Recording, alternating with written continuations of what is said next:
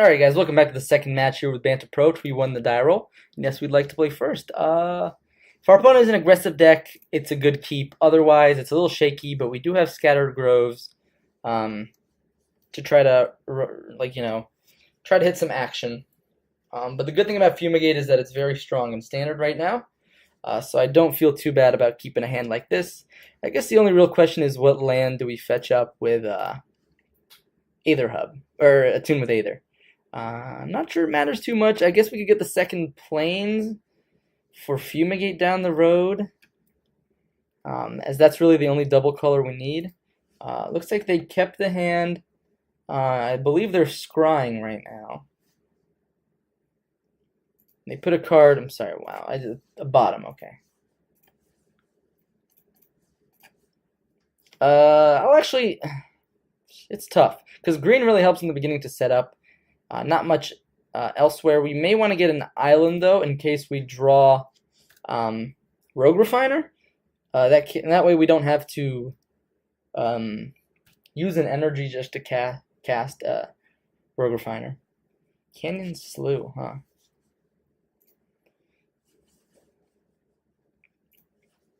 Okay, so if this is an aggressive deck, Primal Druid's going to be pretty good. Red-black could be two things. It could be red-black aggro, it could be Grixis control, or it could be red-black mid-range value. Still could be anything. Tormenting, okay. This is like the God Pharaoh's gift, I believe, but like the Mardu colors.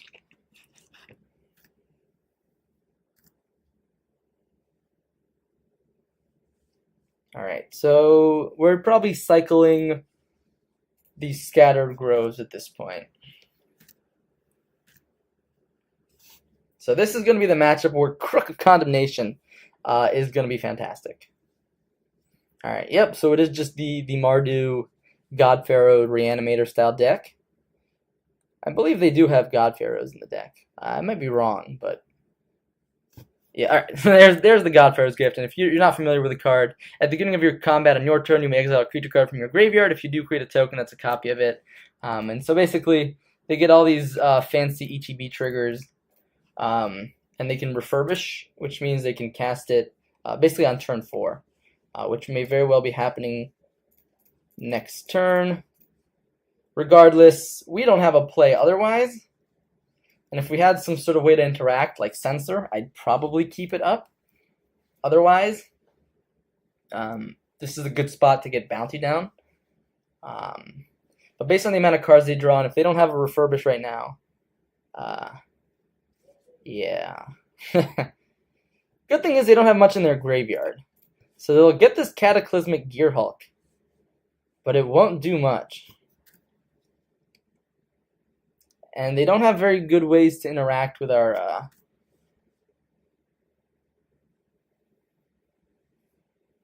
yep, so they choose creature artifact. I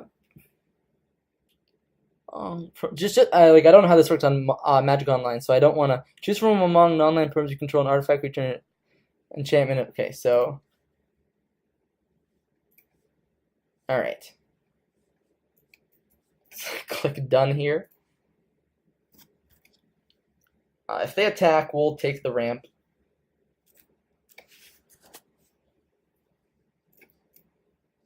Happily. Yes. Here, I guess it's safe to just get another Plains. Now we get to draw an extra card. Thanks to our bounty, hopefully to hit some action. Always yield. Approach. That's the card of the hour, isn't it? Let's go ahead and start with Champion of Wits.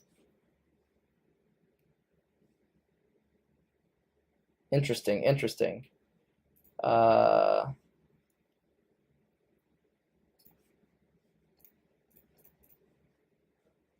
like go ahead and just Declaration in Stone right now.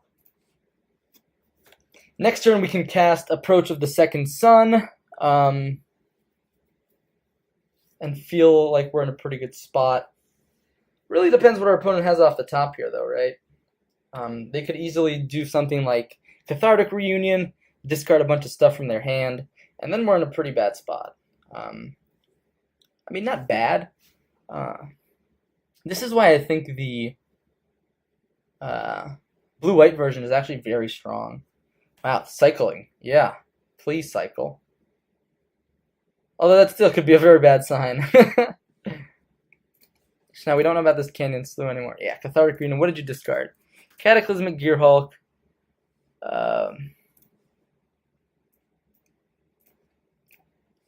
Godfather's Gift gets that Cataclysmic Gearhulk back. Again, no value.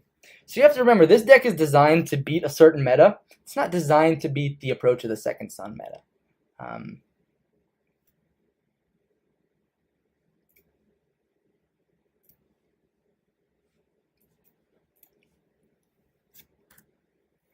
Question is, are we blocking here? They don't even attack. They don't want us to get this bounty value. Little do they know what we have coming. And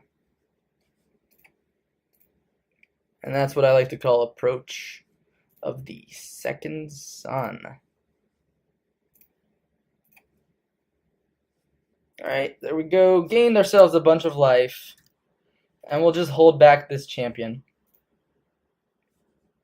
Yeah, nothing to do in our graveyard. But if they ever do remove champion off the board, we can basically draw 4 cards deeper towards our Approach.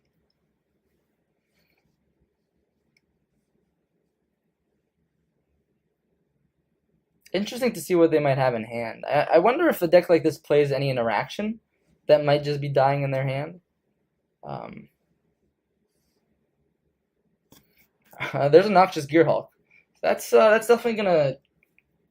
We're taking 10 here. It's a lot of damage. Fumigate may definitely be a viable option next turn. We really don't want to get blown out because we're in a really strong position. And then the turn following that, we can use the mana we get off Bounty to cast Champion and then possibly hold up mana for other things to do other things. So with a deck like Bounty, it's really important to plan turns in ahead. You know, I know I'm talking about like 2 turns ahead, but it's really important to be aware of the potential lines down the road. Black-white, I wonder if our opponent has something like Collective Brutality here. That's what it looks like to me. Yeah, so that's going to get us pretty good, right? We're going to get smacked for 10 here. If they want to. I imagine they'll do it. Oh, sorry, 9. We'll get smacked for 9 because I always think Gearhulk is a 6/4 for some reason. Interesting that they choose to just get. I guess they're worried about. Does it say non-artifact? No, just target creature. Okay. I guess they're worried about us having the double approach. And now that they have Collective Brutality, it's important that we're gonna time our. Oh, it's gonna be a 4/4 anyways because of God's Pharaohs. Wow. Alright, so we're drawing 2 cards off of Bounty. We cast it last turn. So now we're 2 cards deeper. There's 4 cards in between us and Bounty. So this champion is going to be just perfect to get around a Collective Brutality. This Deccan Stone is great. I think we can easily discard some lands here.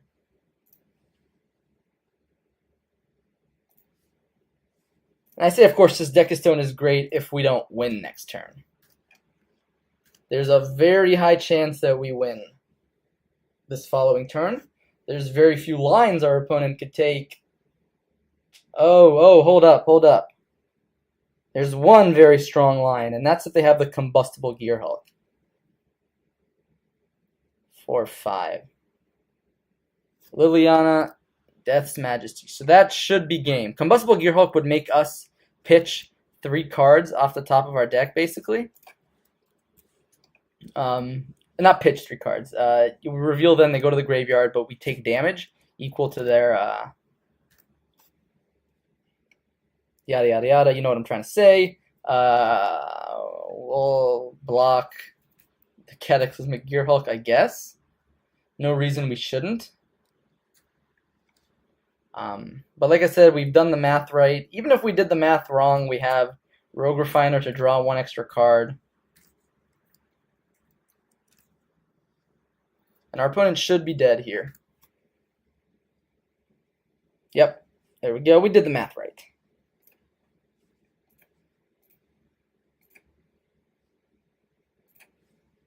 No need to slow play our opponent here. And there's Approach. All right, game 2. What's coming in? 100% we're getting all 4 negates in. Cast Out's coming in, Deck and Stone is coming in, and Crook is coming in. What's coming out? I guess we can cut Primal Druids. Those cards seem pretty bad here. More or less, I like our engine. We can cut like 1 Fumigate. It's not too necessary, especially if we're bringing in a Declaration in Stone. Bounty, I would say, is still pretty important. We can cut 1 Censor, because they still want to curve out. Although we have negates. So like I said, we can cut 2 Censors. Keep 2 Fumigates in there, 2 Censors. Generally, we cut the good stuff. Keep the, cut the bad stuff, keep the good stuff. Generally, we should have a pretty solid sideboard against God Pharaohs. With this, I would say it's a keep. What we can expect from our opponent is some amount of discard. Insolent Neonate, interesting.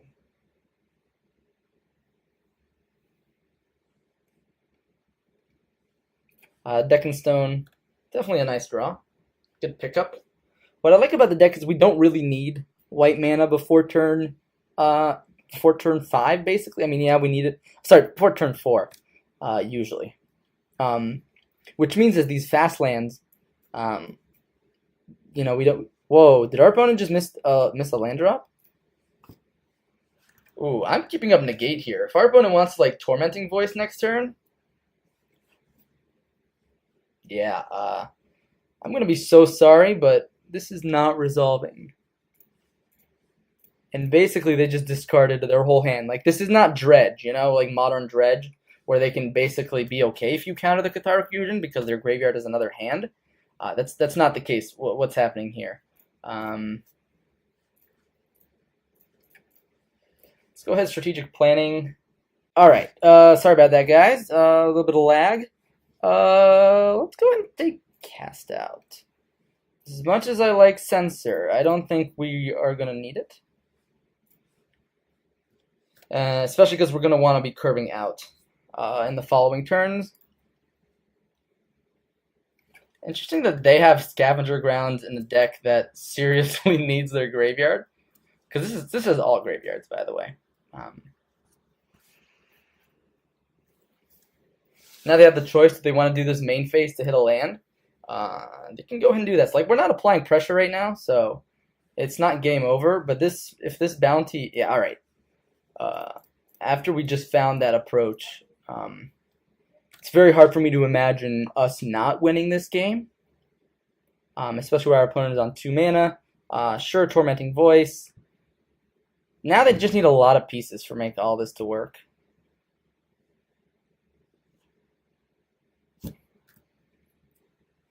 And again, we're just going to keep up negate. They like I said, they need a lot of pieces to make anything work right now, but there's no reason to rush anything. What we have, the nice little combo of approach and then strategic planning to speed up where approach is in our deck. So overall, we should be pretty well set up to win this game.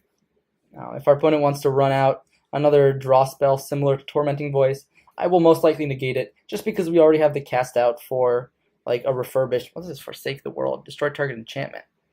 Interesting. I didn't notice that. They must have discarded it.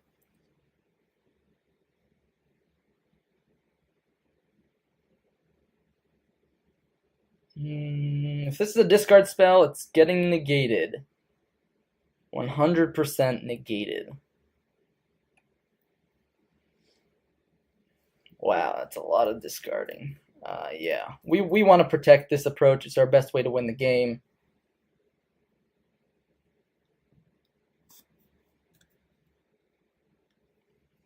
Now with all this excess, wow, oh man, we are running hot here.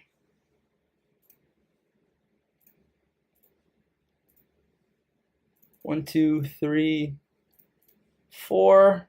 Approach. All right, so we're gonna cast. If we cast strategic planning right now, what could our opponent do with one card in hand that would really hurt us? Not much, right? So this would speed it up. We draw 2 cards.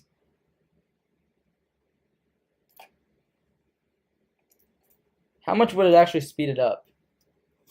Not much, not much. Actually, I'm going to wait a turn on the strategic planning. I don't think there's any reason to do it right now.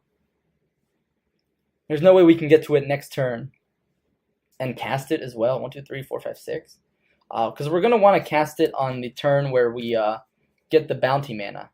Unless, of course, we hit another land like that. We can hit another land like that. This is where we want to do it. Crook of Condemnation, huh?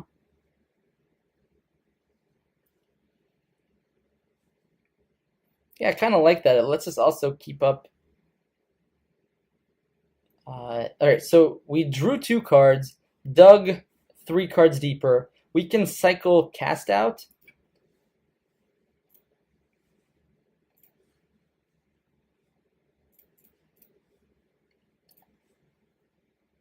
Yeah, we can cycle Cast Out next turn and win. And then we're also protected from this angle from any shenanigans that may happen. We're protected from this angle if any shenanigans happen. There's very little shenanigans that can occur. But now I believe we've won the game. Negate it because we can get a bunch of mana off of Bounty. We'll cycle,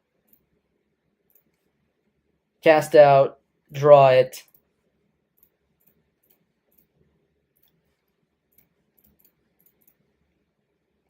And there we go. That's how you do it. So thanks for watching the second round here, I believe, with Bant Approach. Stay tuned for the third and final match. See you soon.